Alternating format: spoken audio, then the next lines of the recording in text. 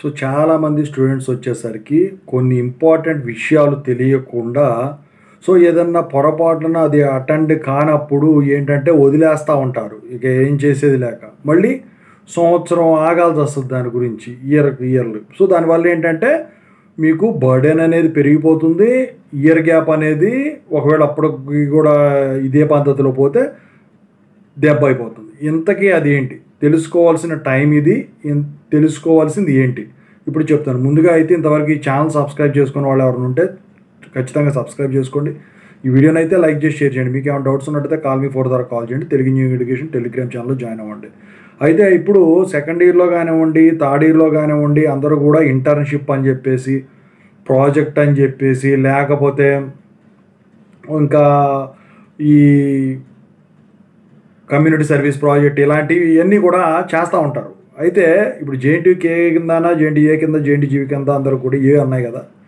ఉన్నప్పుడు ఇది ఏమవుతుందంటే చాలామంది వచ్చేసరికి అటెంప్ట్ అవ్వరు. ఎందుకంటే సో కొంతమంది ఏమో ఎండల్లో వెళ్ళడానికి బద్దకం వేసి, ఈ సంవత్సరం ఎండలు లేవనుకోండి, ఇది వేరే విషయం, బద్దకం వేసి మానేయటమో, లేకపోతే కొంతమంది జ్వరాలు తగిలి ఏదైనా హెల్త్ ప్రాబ్లం వచ్చి ఇష్యూస్ వచ్చి పాడవటమో ఇది అవుతుంది. అయితే ఈ ప్రాజెక్ట్ మొత్తం అయిపోతుంది, ఆ బ్యాచ్లో కూడా చేసేస్తారు. చేసిన తర్వాత అటెండింగ్ టయానికి కూడా వీళ్ళు వెళ్ళరు. ఎందుకంటే ఈ ప్రాజెక్టు బయట చేశారనుకోండి, వాళ్ళు ఒక సర్టిఫికేట్ ఇస్తారు. ఆ సర్టిఫికేట్ ఎలా ఇస్తారు? ఆ ప్రాజెక్టు డబ్బులు కడితే ఇస్తారు. అయితే వీళ్ళు వచ్చేసరికి డబ్బులు కట్టకపోవడం వల్ల వాళ్ళు ఈ ప్రాజెక్ట్కి ఈ పేరులో ఈ సర్టిఫికేట్ ఇవ్వడం అనేది ఆపేస్తుంటారు.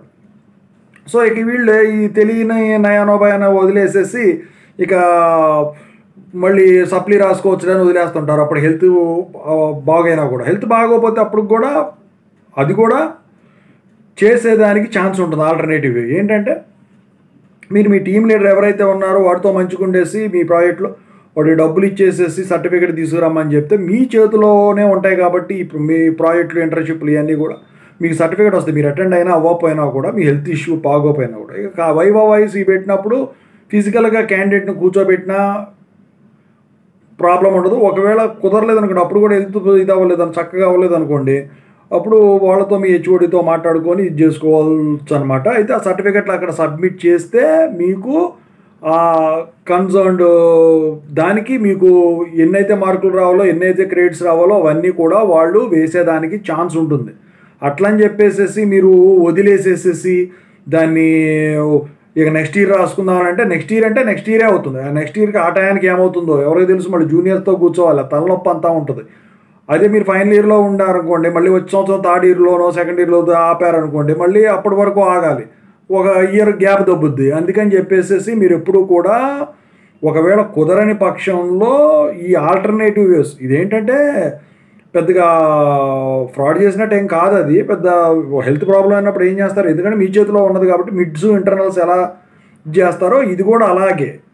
ఎందుకంటే పైనుంచి వస్తారో రారో, ఎక్కడో వేరే కాలేజీ వాళ్ళు వచ్చినా అది వీళ్ళు మేనేజ్ చేసుకుంటారు. ఎండ్ ఎగ్జామ్కి అయితే అది కుదరదు, కానీ ఇలాంటి వాటికైతే ఖచ్చితంగా అయితే మీరు చేసుకోవాలి. మీరు ముఖ్యంగా తెలుసుకోవాల్సిన వెరీ వెరీ ఇంపార్టెంట్ ఇన్ఫర్మేషన్ ఇది. ఇది తెలియక చాలామంది వచ్చేసరికి ఇది చేస్తూ ఉంటారు అనమాట. ఏది పోయినా పర్లేదు, ఎండ్ సబ్జెక్ట్లో పోయినా పర్లేదు, కానీ ఇంటర్నల్స్ ఇలాంటి ప్రాజెక్టులు ఇవి మాత్రం మీ చేతిలో ఉన్నంత ల్యాబులు ఇలాంటివి మాత్రం మీరు ఎప్పుడు కూడా పోగొట్టుకోవద్దు. పోగొట్టుకున్నారా మీరు దారుణంగా దెబ్బైపోతారు. ఎందుకంటే అసలు కావాల్సినవి ఇవి అయిపోతే ఎండ్ సెమిస్టర్ ఎగ్జామ్స్ ఎప్పుడైనా ఒకవేళ ఫెయిల్ పెట్టారనుకోండి, వీటిలో మళ్ళీ సప్లీలు రాసుకోవాల్సి వస్తుంది. ఓకేనా? అదనమాట.